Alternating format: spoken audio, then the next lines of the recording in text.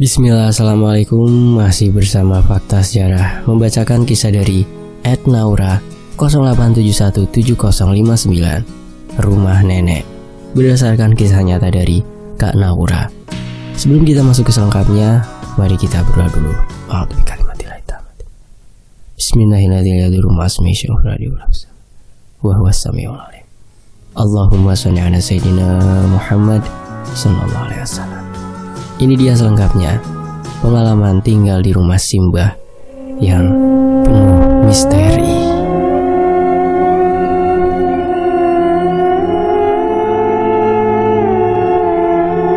Mungkin bagi sebagian orang, menginap di rumah nenek adalah kegiatan yang menyenangkan sepanjang liburan. Namun berbeda denganku. Meskipun nenek sangat memanjakanku, aku tak betah bila berlama-lama tinggal di sana. Cerita ini berawal sejak aku TK kecil dan baru saja mempunyai adik perempuan. Ayah dan ibuku tinggal berpisah karena urusan pekerjaan. Dan setiap weekend, aku dan ayah selalu mengunjungi ibu dan adik kecilku yang tinggal di rumah nenek. Hampir beberapa kali setiap malam menjelang dini hari, aku mendengar suara ketukan pintu berkali-kali tanpa ucapan sepatah kata pun. Kupikir itu tetanggaku yang ingin mengantar sesuatu. Namun anehnya, mengapa tengah malam begini ia datang, dan mengapa tak ada yang mendengar ketukannya? Aku selalu saja terjaga setiap dini hari karena mendengar ketukan pintu tersebut. Ingin ku buka pintu dan melihat siapa yang mengusik ketenangan orang lain di gelapnya malam. Namun apa daya, ketika aku berniat akan beranjak keluar, ketakutan selalu menyergapku begitu saja. Pernah sesekali kubulatkan tekad untuk mengajak orang tuaku mengintip dari balik jendela. Namun terlintas di benakku bahwa yang berada di balik pintu tersebut adalah pocong yang jahil dan suka mengetuk pintu tengah malam dengan muka yang hancur dan hitam legam. Ketika pikiran itu terlintas di pikiranku, entah bagaimana ketukan itu perlahan-lahan juga menghilang dan berganti dengan tatapan beberapa makhluk yang mengintai dari lubang kecil di dinding kamarku. Kurasakan mereka dominan perempuan berambut panjang yang mengintip silih berganti. Kusembunyikan diriku di balik selimut dengan nafas tersengal-sengal dan keringat dingin yang bercucuran. Rasanya ingin segera kembali terlelap tidur dengan tenang tanpa menjadi tontonan makhluk-makhluk itu. Kurang lebih 5 menit kulewati dengan jantung yang berdebar-debar, hingga adik kecilku tiba-tiba menangis dengan kencang dan membangunkan ibuku.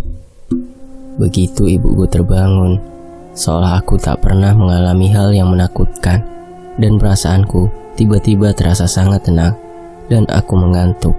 Keesokan paginya, aku hanya memikirkan semua kejadian itu sendiri tanpa menceritakan pada siapapun. Malamnya, kejadian serupa terjadi, namun kini ketukan dan intayan itu seolah menghilang, bertepatan dengan terdengarnya suara kereta kuda yang lewat di jalan depan rumah. Aneh.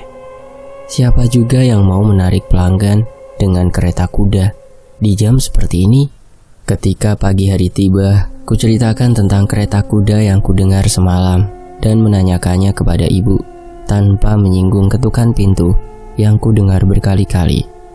Ibu hanya menjawab, "Halah, sudah biasa. Namanya orang yang mau narik kereta kuda di pasar. Ya kalau siang gak kebagian orang, makanya berangkat malam biar dapat banyak penumpang." Sejak kejadian tersebut, aku jadi sudah terbiasa dan mengabaikan hal-hal yang tidak terlalu penting. Hingga adikku beranjak batita, ibuku menyewa pengasuh untuk mengurus adikku. Saat itu aku menginjak kelas 1 SD dan bersekolah di tempat ibuku mengajar. Ibuku ini guru ya teman-teman. Ketika pulang sekolah dan ibuku sedang memasak, tiba-tiba saja pengasuh adikku bilang, Nok mau tahu ndak?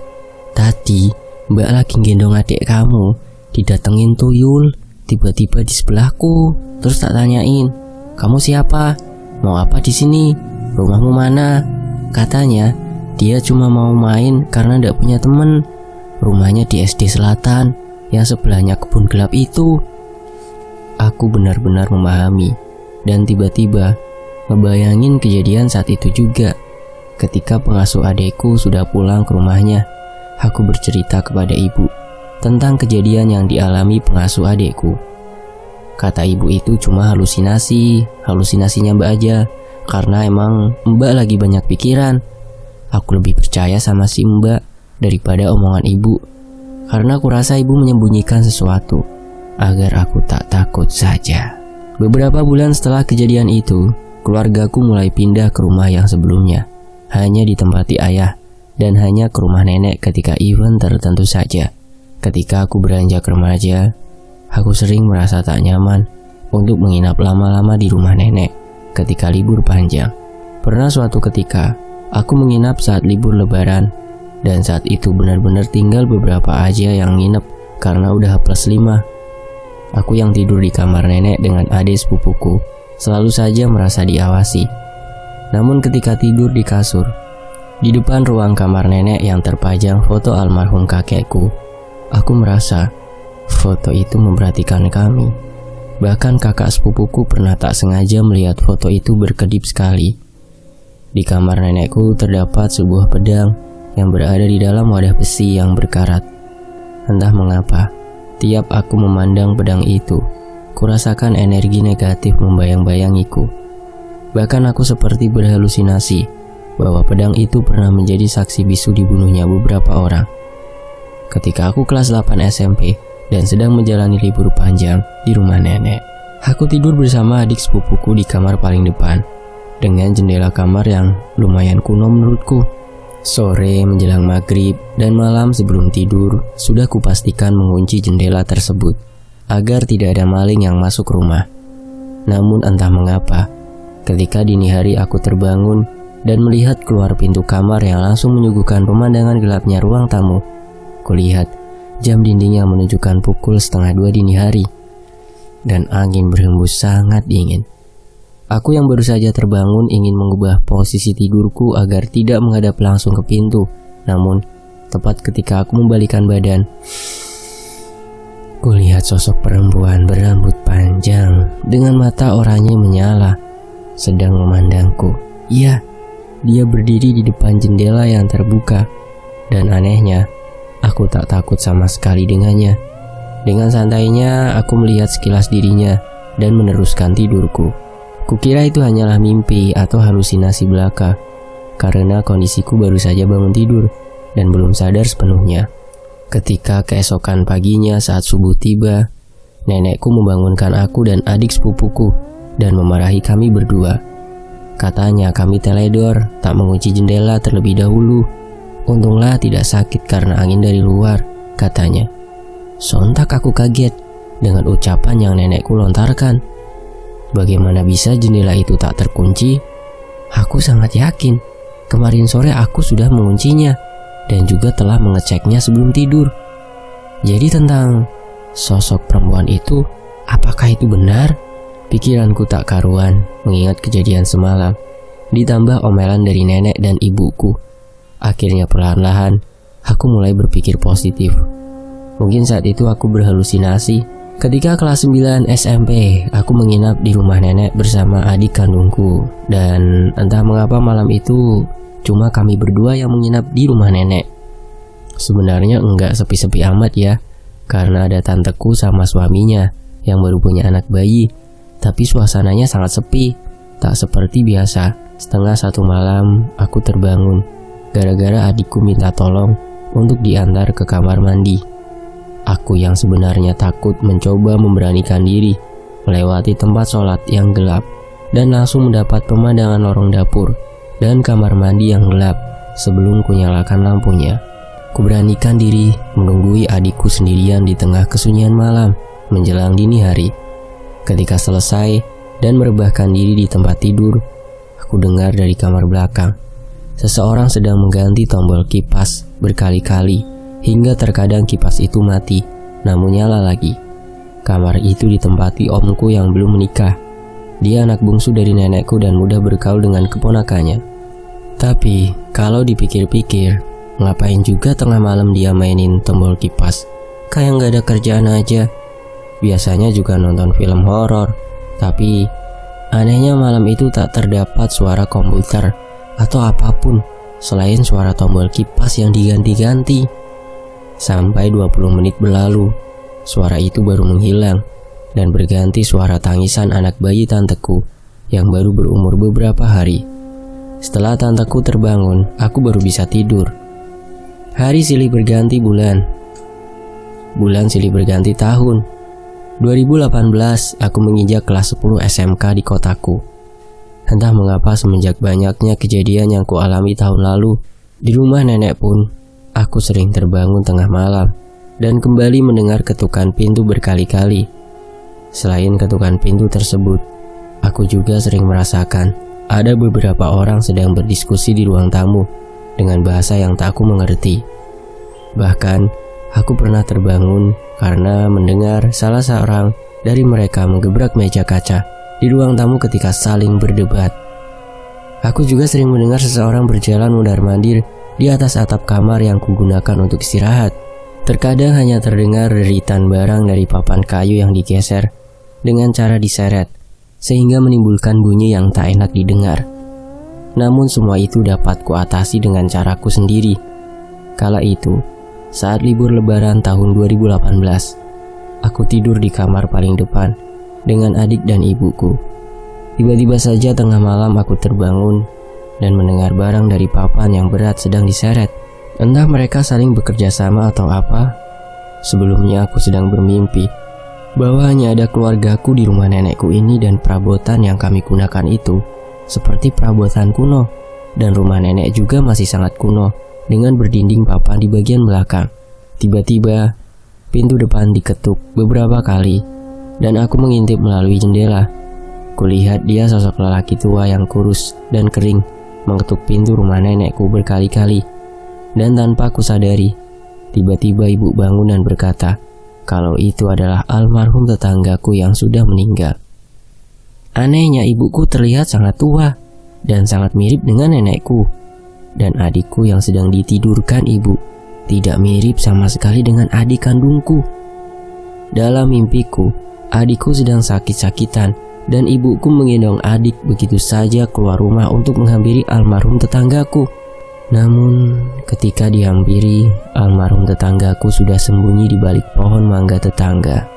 Di gelapnya malam, kulihat ibu memarahi dan mencaci maki ia. Namun yang kuperhatikan sosok itu berubah menjadi seperti kera hitam dengan mata merah menyala dan menantang ibuku. Dan tepat ketika aku terbangun dari mimpi, terdengar suara seorang menyeret papan dari luar rumah. Namun sangat jelas terdengar di telingaku. Terlintas di benakku, ada sosok makhluk hitam besar bermata merah menyala sedang menyeret sebuah lemari kayu besar yang sangat berat. Kupandangi dinding kamar dan kudapati banyak cicak di sudut atas kamar. Kuingat perkataan guruku bahwa di mana cicak atau tokek berada biasanya terdapat makhluk halus di sana. Tak lama kurasakan sosok yang tadi berada di mimpiku sedang mengawasiku di tempat kerumunan cicak tadi. Cicak tersebut berbunyi bersama, bersahut-sahutan. Aku yang ketakutan mencoba memejamkan mata dan berdoa dalam hati agar ibuku segera terbangun. Namun nihil. 15 menit berlalu begitu saja tanpa hilangnya rasa takutku. Keringat dingin bercucuran deras dari dahiku. Ketika ku paksa mataku terpejam, kurasakan sosok itu mendekatiku dengan menyeringai. Aku semakin takut dan semuanya semakin kacau. Kudengar orang berdiskusi di ruang tamu. Orang berjalan di atap kamar, lemari kayu yang diseret. Dan tentu saja tatapan itu yang selalu menunggu aku lengah untuk mendekatiku. Kunyalakan handphoneku dan kusetel murotal di handphone. Namun semuanya tak berpengaruh. Bahkan makhluk itu hanya tersenyum mengejek melihat pelakuanku. Aku selalu memejamkan mata dan berdoa untuk mengusir jin dan setan. Namun semuanya seperti sia-sia. Karena semakin aku ketakutan dan melafalkan doa, mereka hanya memandang rendah diriku dan menertawakanku. Hampir 15 menit berlalu dan aku tetap saja tak dapat terlelap. Hampir 1 jam aku terjaga dengan kondisi was-was dan rasa takut yang berlebih.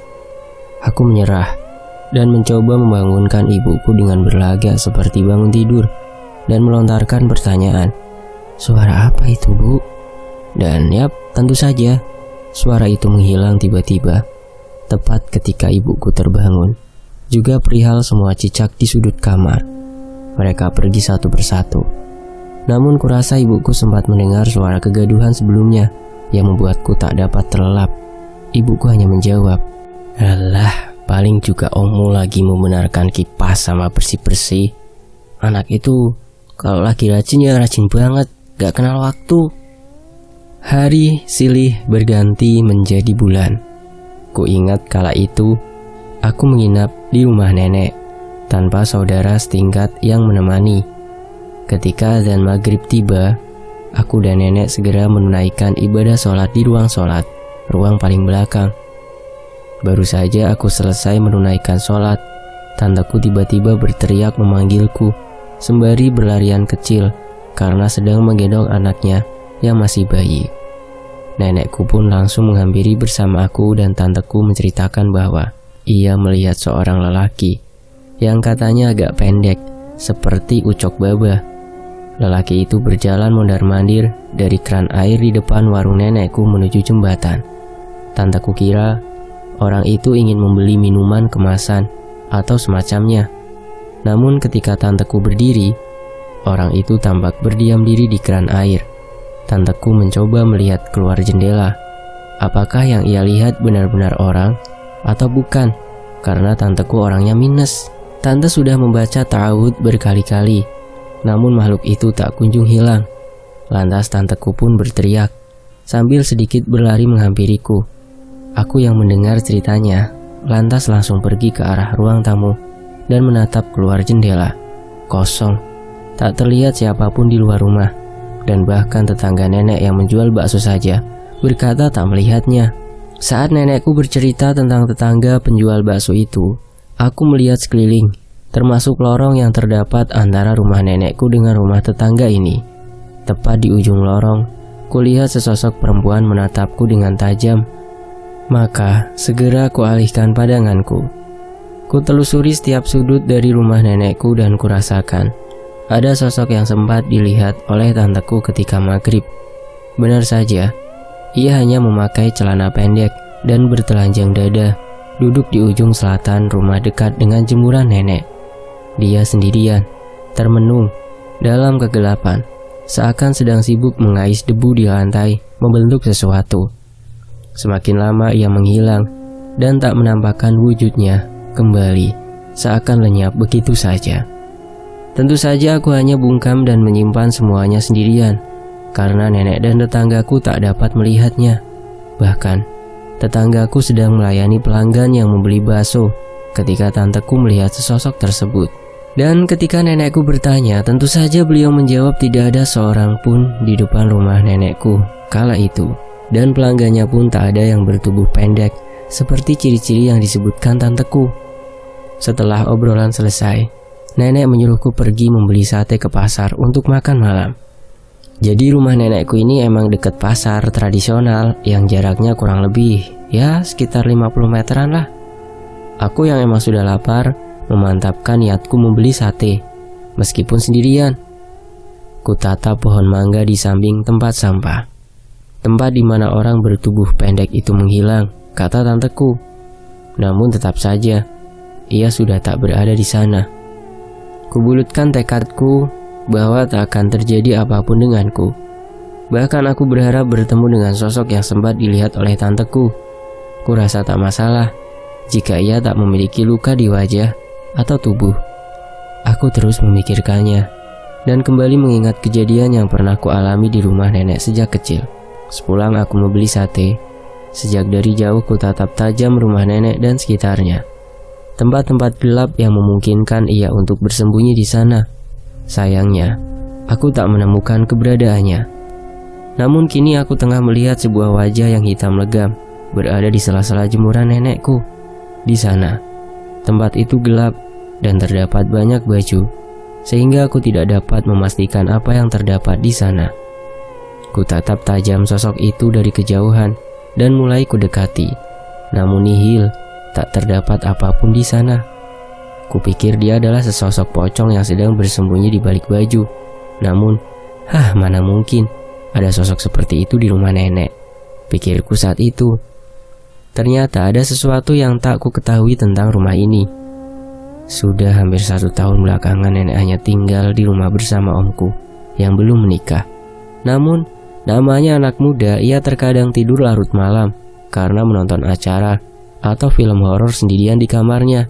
Kala itu aku sedang membaca novel horor miliknya, sembari sesekali bercerita tentang pengalaman pribadi yang kualami dimanapun, termasuk di rumah nenek yang kami gunakan sharing pengalaman horor waktu itu. Ia menimpali bahwa ia pernah bermimpi terbangun tengah malam karena haus dan pergi mengambil minum di ruang makan. Kebetulan, ruang makan ini berbatasan langsung dengan ruang kosong yang digunakan untuk parkir motor dan rak sepatu. By the way, ruang parkir ini terletak di bagian rumah selatan yang sebelumnya aku pergoki sosok bertubuh pendek duduk di teras dan sosok wajah hitam legam itu di balik pakaian. Karena memang biasanya nenekku suka meletakkan jemuran di depan ruang ini begitu saja meskipun sudah malam.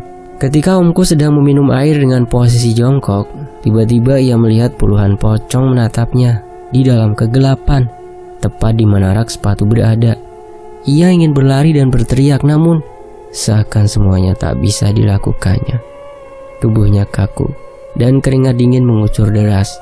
Seketika ia terbangun dari tidurnya di tengah malam dengan keringat yang bercucuran dan nafas yang tak beraturan. Ia segera menjalankan sholat malam, kemudian berdoa agar dijauhkan dari gangguan jin dan setan, juga berharap diberikan mimpi yang baik. Jelas aku kaget tentang apa yang dimimpikan omku. Kini aku berpikir sosok yang bersembunyi di antara jemuran adalah salah satu dari di antara puluhan makhluk bungkusan tersebut. Omku menambahkan cerita tentang pengalamannya ketika mengajak temannya yang tak berani membaca treat KKN di Desa Penari. Nah, untuk kisah ini saya sudah share ya di channel Tony FS. Pengalaman efek samping dan efek negatif ketika saya membacakan treat KKN di Desa Penari. Nah, di sini dengan bangganya dia berkata, baca kok siang, yang gak ada sensasinya. Baca itu malam biar masuk ke dalam ceritanya, kata omku. Malamnya, ia benar-benar membaca treat itu, treat KKN di Desa Penari, di tengah malam dengan posisi di ruang kamar sendirian. Tepat tengah malam, katanya pada saat suatu scene dalam cerita tiba-tiba ia merinding begitu hebat dan merasakan hawa tidak enak. Namun ia tak memperdulikan dan tetap melanjutkan membacanya. Tiba-tiba dari arah ruang makan terdengar seperti anak kecil berlari menuju ke kamar mandi yang kebetulan berada tak jauh dari ruang kamarnya. Tiba-tiba saja suara larian tersebut berpindah menjadi tepat di atas kamarnya. Bulu kuduknya meremang dan ia pun mulai berdoa dan bersiap mengambil wudhu dan menunaikan ibadah malam. Keesokan harinya, ketika ia bercerita kepada ibunya atau nenekku, omku malah kena omel nenek. Karena tengah malam bukannya tidur, malah baca cerita seperti itu. Nenekku juga berasumsi tentang suara yang berlari di atas kamar omku hanyalah tikus yang kebetulan lewat. Namun, namanya juga anak muda, ia tetap bersikukuh bahwa itu bukanlah seperti tikus. Karena beratnya memang seperti anak-anak yang lebih dari 6 tahun. Secara logika dan perasaan pergerakan suatu benda atau makhluk hidup pasti akan menimbulkan suara berbeda sesuai beratnya. Ia juga pernah mendengar ketukan pintu di tengah malam ketika tidur di kamar depan yang pernah aku tempati sebelumnya. Malam itu om seorang diri di rumah karena nenek sedang menginap di rumah saudara. Om pun memutuskan untuk pulang larut sehingga sampai rumah bisa langsung tidur, pikirnya. Ketika ia merebahkan diri di tempat tidur, ia memang tak merasakan apapun. Ia mulai terpejam sedikit demi sedikit. Namun baru setengah terpejam, antara sadar dan tidak sadar, omku mendengar ketukan pintu. Namun lagi-lagi tanpa mengeluarkan sepatah kata pun dari si pengetuk. Ia pun bangun dan memastikan, apakah benar ada seseorang yang hendak bertamu tengah malam seperti ini? Ditunggunya ketukan selanjutnya. Ia berusaha terjaga selama beberapa saat, namun hening. Tak ada suara apapun. Bahkan langkah kaki pun tak terdengar. Mungkin salah dengar, pikirnya. Ia segera memejamkan mata dan kembali terlelap. Namun ketukan itu kembali terdengar beberapa kali. Ia segera tersadar dan menajamkan pendengarannya. Apakah memang benar ada seseorang yang mengetuk pintu di tengah malam seperti ini? Namun suara itu pun segera kembali menghilang. Omku pun mulai merinding dan mulai berdoa agar terhindar dari gangguan setan dan jin. Ia pun mengabaikan apa yang barusan dialami dan berharap pagi segera datang. Akhirnya ia pun berhasil tidur dengan cukup tanpa gangguan. Belakangan ku ketahui omku berkata bahwa yang dijadikan sebagai kamar omku yang dekat kamar mandi ini emang katanya dari dulu sudah dianggap angker. Pernah ada saudara nenek menginap di sana dan tidur di kamar belakang tersebut. Keesokan harinya, beliau bercerita bahwa semalam mendengar ringkikan kuda dan langkah kaki kuda. Padahal tetangga sekitar tak ada yang memiliki kuda. Dan demikianlah treat ini hanya sampai di sini. Karena memang di antara kami tidak pernah membahas atau menggali informasi lebih lanjut. Pernah dikatakan oleh nenek bahwa almarhum tetanggaku yang pernah aku mimpikan sedang mencangkul di lahan yang tak jauh dari rumah nenekku. Mungkin lebih kurang 10 meter ke selatan dari rumah nenekku. Katanya beliau menemukan sebuah tengkorak yang sudah lumayan lama. Untuk benar atau tidaknya rumor ini, aku tidak bisa membuktikan dan memberikan penjelasan karena di lahan tersebut telah dibangun rumah. Namun jika dilihat sekilas, memang terasa aneh di rumah ini. Tetapi karena aku juga tidak mempunyai bukti lebih nyata, aku tidak bisa memutuskan begitu saja. Tentang sosok yang bertubuh pendek sebelumnya, ayahku sempat memberikan keterangan bahwa biasanya perawakan seperti itu digunakan sebagai penglaris. Namun benar tidaknya, kita tidak boleh menuduh sesuka hati. Intinya, dimanapun kita hidup pasti berdampingan dengan jin maupun setan, karena memang Tuhan menciptakan kita untuk beribadah, menyembah Tuhan, Allah Subhanahu wa Ta'ala. Jangan mudah terpengaruh bujuk rayu setan dengan menggunakan klinik di kehidupan sehari-hari. Mungkin di dunia kita dapat memanfaatkannya dan meminta pertolongannya, namun ketika telah tiada, orang tersebut akan dijadikan budak dan dipaksa bekerja keras di dunia mereka. Menurut beberapa kejadian, orang yang ditumbalkan juga akan dijadikan budak oleh jin tersebut. Perjanjian bisa diubah kapan saja agar orang tak curiga tentang perjanjian yang dijalinnya dengan cara tak baik ketika si tuan atau pemilik jin tersebut telah menjadi tumbal selanjutnya. Biasanya akan berakhir. Namun beda kisah jika ada generasi yang meneruskan. Astagfirullahaladzim. Dan sebagai penutup, penulis ingatkan si tuan biasanya akan mati dengan sangat perlahan dan menyakitkan. Itu karena dia adalah tumbar terakhir dari pesugihan yang diterimanya. Sekian dari Kak Naura. Selalu berdoa dan berserah diri kepada Tuhan. Jangan mengambil jalan yang buruk. Wassalamualaikum warahmatullahi wabarakatuh. Fakta sejarah pamit. Terima kasih teman-teman sudah menyimak sejauh ini. Dan terima kasih untuk Kak Naura.